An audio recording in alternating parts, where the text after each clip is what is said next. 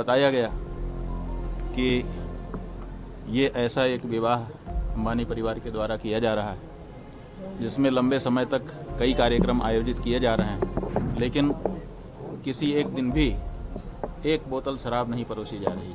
हजारों व्यंजन बनाए जा रहे हैं अलग अलग मौक़ों पर, लेकिन एक दिन भी कोई भी मांसाहार का व्यंजन उसमें नहीं बनाया जा रहा। इतना ही नहीं, बहुत सारी जो धार्मिक विधियां हैं उनका यथावत अनुपालन किया जा रहा है। इस तरह से भारतीय संस्कृति का अनुसरण करते हुए ये विवाह किया जा रहा है। तो हम लोगों ने समझा कि ऐसे कार्य को अपना आशीर्वाद देना चाहिए। अंबानी को जहाँ देश में ऐसी परिस्थिति बन गई हो कि कोई भी उत्सव बिना शराब के न तो शुरू होता हो न तो पूरा होता हो, वहाँ पर इतना बड़ा आयोजन एक व्यक्ति ने करके दिखा दिया जिसमें शराब नहीं परोसा, जिसमें मांसाहार नहीं परोसा। तो ये एक बहुत अच्छा कार्य हम लोगों को लगा।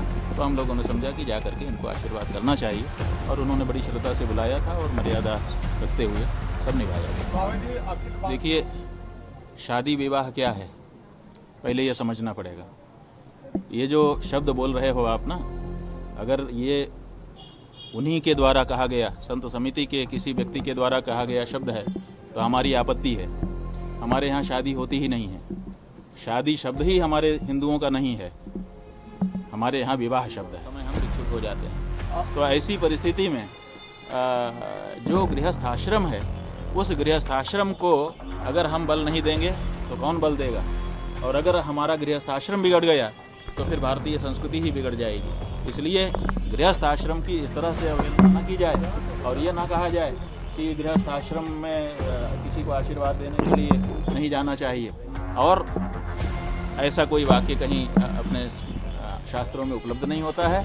और हमारे जो पूर्व पुरुष हैं, उन पूर्व पुरुषों में पुरी के शंकराचार्य पूज्यपाद निरंजन देव तीर्थ जी महाराज का अभी चित्र हमारे पास आया है। इनके पास किसी भक्त ने भेजा है, उसके विवाह में स्वयं वो गए थे।